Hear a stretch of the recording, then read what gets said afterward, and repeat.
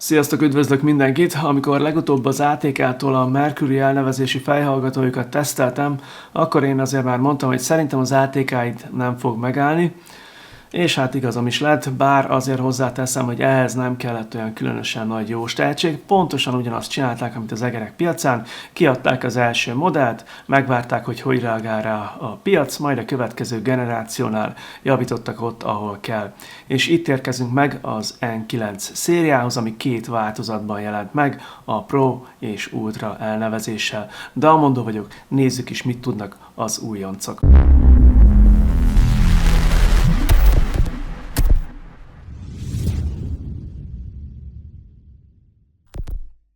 Mindkét fejhallgató egy méretes dobozban érkezett a már jól ismert fekete-narancs ATK dizájnnal.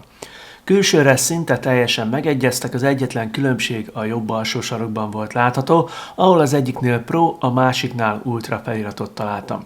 A kicsomagolás viszont tartogatott meglepetést.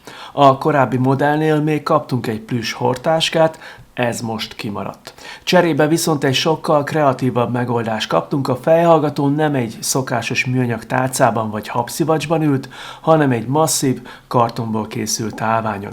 Ez szerintem kifejezetten jó ötlet, nem csak feldobja a kicsomagolás élményét, hanem praktikus is. Gyakorlatilag kapunk egy azonnal használható fejhallgató állványt, ami külön plusz pont, főleg ha eddig nem volt ilyened. Az állvány közepe egyben egy rejtett tároló is. Itt találjuk a papírokat és az összes tartozékot. Kapunk egy adóvevőt, egy leveltő mikrofont, illetve két különböző kábelt is. Az USB-A, USB-C kábel elsősorban töltéskor jön jól, de akkor is használhatod, ha mindenképp vezetékesen szeretnéd használni ezt a fejhallgatót. A másik, USB-C jack kábel pedig például pont az Xbox kontrollerhez lehet majd hasznos. A kábelek minősége egyébként rendben van, szögborítást kaptak, nagyjából 1,8 méter hosszúak, viszont enyhén merevek. A fehér Pro változathoz pedig természetesen fehér kábelt is kapunk, ami egy apró, de igényes részlet. Az N9 többféle színben is elérhető lesz. A Pro változat fekete, illetve a nálam is látható fehér színben is kapható. Az Ultra ezzel szemben egy kicsit merészebb irányba megy, megkapta az A9R egérnél is látott narancs-fekete színvilágot, emellett pedig lesz egy fehér-pink verzió is. A gyártó ígérete szerint a jövőben további színek is érkezhetnek. Anyaghasználat szempontjából a fejhallgató nagyrészt műanyagból készült, kivéve a kagylókat tartó fémvillákat. Ennek kifejezetten örülök, mert ezt a részt sok gyártó hajlamos műanyaggal megoldani, ami hosszú távon a tartóság rovására mehet. Itt viszont megvan a fém merevítés, ami egyértelműen bizalomgerjesztőbb. Összességében az anyaghasználat rendben van, az illesztések pontosak, a megjelenés pedig fiatalos és abszolút rendben van. A fejhallgató tömege 270 g lesz. A kényelmet a fejpánton található méretes, puha párnázás biztosítja, ennek köszönhetően az N9 hosszabb használat során sem válik kényelmetlenné. A fülpárnák esetében a fehér változatnál külön figyeltek arra, hogy azok ne legyenek hófehérek, így kevésbé látszik meg rajtuk a használat nyoma, ami egy kifejezetten praktikus döntés. A párnák teljes egészében műbőrborítást kaptak, és bár tapintásra puhák, minőségben azért érezhetően elmaradnak az elődnél látott szintől.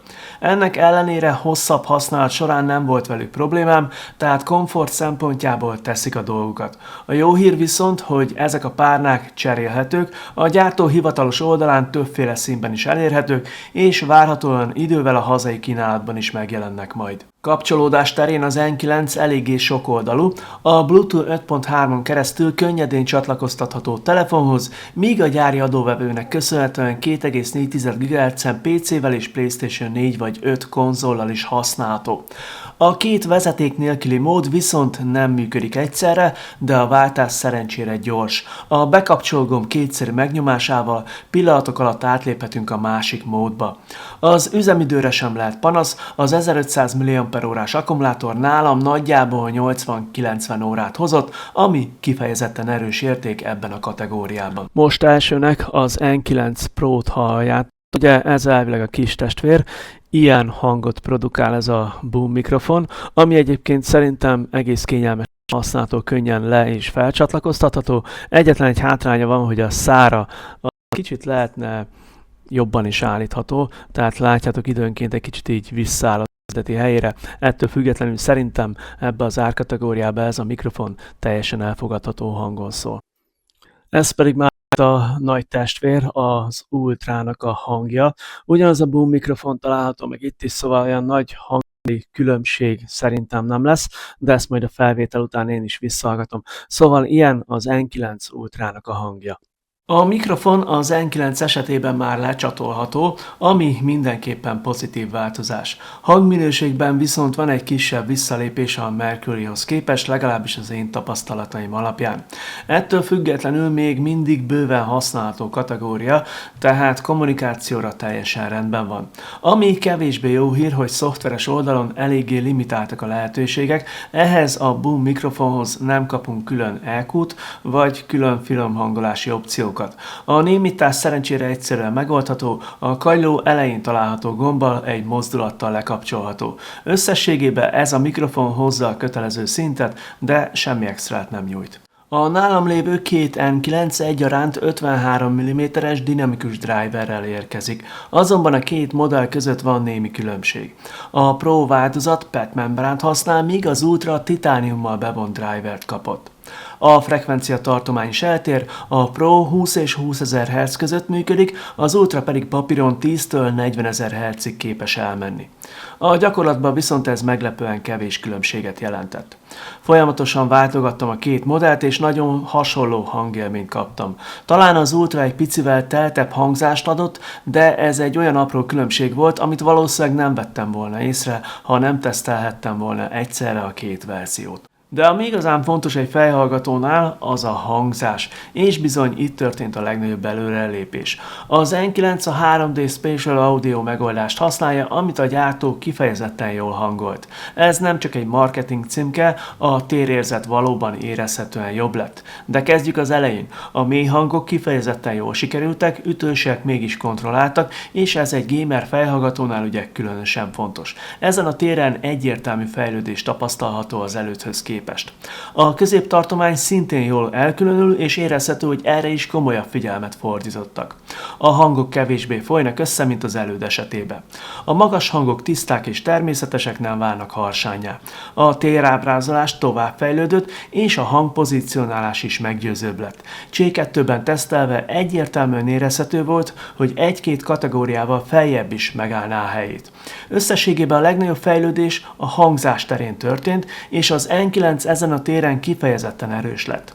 Ha a kategóriát kellene mondanom, akkor valahová a SteelSeries R10 5 és 7 közé helyezném az ATK megoldását. A szoftver összességében egyszerű és letisztult. Tudunk állítani szájtont, némítani a mikrofont, illetve szabályozni annak a hangerejét.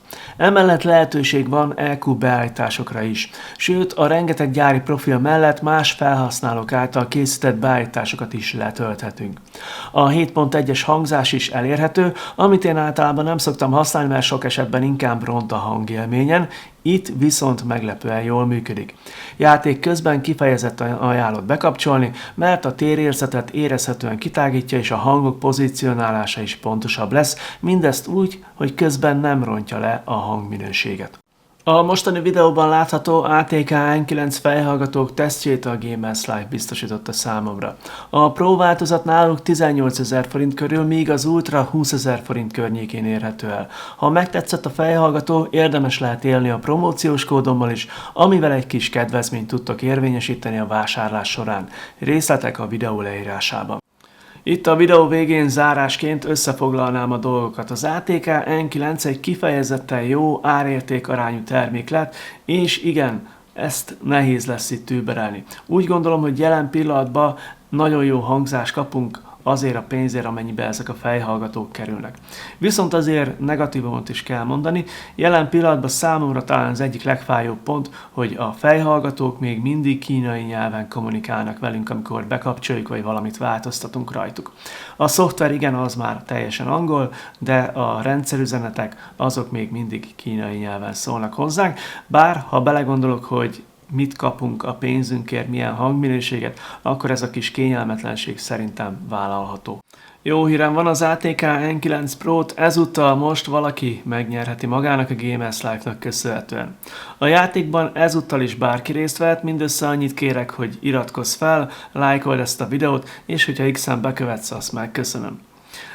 Ezután már csak egy dolgod lesz, beírni a videó alá az ATK N9 Pro szavakat, ebből tudni fogom, hogy te szeretnél részt venni a sorsoláson, amit április 20-án tartok meg, és ezúttal is csak a győztes kommentjére fogok válaszolni, akinek onnantól kezdve 48 órája lesz felvenni velem e-mailbe a kapcsolatot, ahol megbeszéljük majd, hogy a nyereményét személyesen vagy postai úton szeretné átvenni, utóbbinak a költségeit ezúttal is én állom. Köszönöm Tamás barátomnak a videóhoz nyújtott segítséget, a rengeteg tanácsot, nagyon rendes volt tőle, hogy segített. Nektek, kedves nézőim, köszönöm, hogy itt voltatok, hogy megnéztétek ezt a videót, remélem, hogy tetszett, ha igen, akkor lájkoljátok, hogyha gondoljátok, kövessetek be X-en, találkozunk a jövő héten, addig is legyetek jók, sziasztok!